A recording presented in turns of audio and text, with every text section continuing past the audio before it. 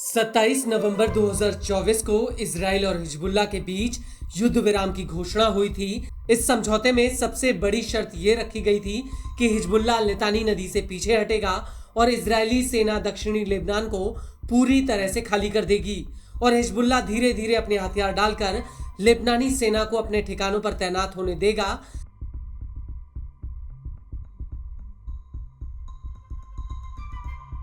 लेकिन ना तो इजराइल ने अपना वादा पूरा किया और ना ही हिजबुल्लाह ने नेतन्याहू के आगे सरेंडर किया।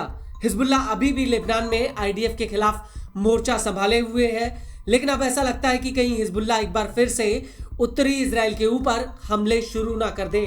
और अगर ऐसा हुआ तो इजराइल के लिए एक बहुत बड़ी मुसीबत आ सकती है, क्योंकि ईरानी हमलों की वजह से इजराइल में हजारों लोग बेघर हो चुके हैं और ऊपर से हिजबुल्लाह का हमला नेतन्याहू को घुटनों पर ला सकता है।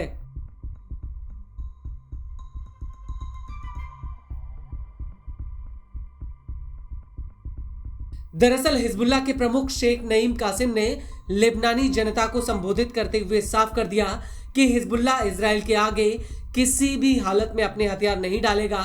कासिम ने इस बात पर भी जोर दिया कि लेबनान की रक्षा और संप्रभुता आंतरिक मामला है जो बाहरी प्रभाव या दबाव से परे है। शेख कासिम ने अपने बयान में आगे कहा कि हमें अपमानित नहीं किया जाएगा, हम अपनी जमीन नहीं छोड़ेंगे, हम किसी भी तरह की धमकी स्वीकार नहीं करेंगे जिसके लिए हमें समझौता करना पड़े।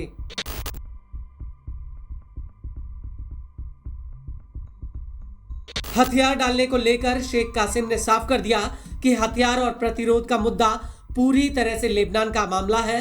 हथियारों के बारे में चर्चा या फिर अन्य घरेलू मामलों को हम अपने हिसाब से देखेंगे।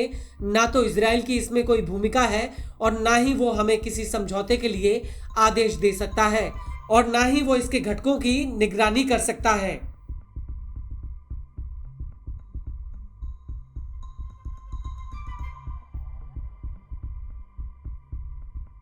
वहीं दूसरी तरफ इजराइल रह रहकर लेबनान के भीतर बार बार हवाई हमले कर रहा है।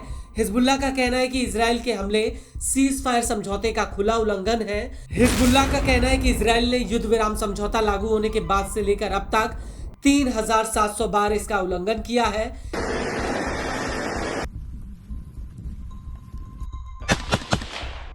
हिजबुल्लाह प्रमुख का यह भी कहना है कि हम न सिर्फ इजराइल का प्रतिरोध कर रहे हैं बल्कि एक रणनीतिक खतरे से भी लड़ रहे हैं जो फिलिस्तीन, लेबनान, मिस्र, सीरिया, जॉर्डन और अन्य प्रभावित देशों के लिए एक बहुत बड़ा खतरा है।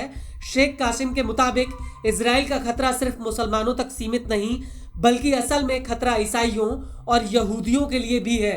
इजरायली सरकार की विचारधारा, बर्ताव और लक्ष्य पूरे क्षेत्र की स्थिरता और वैश्विक शांति के लिए एक बहुत बड़ा खतरा है।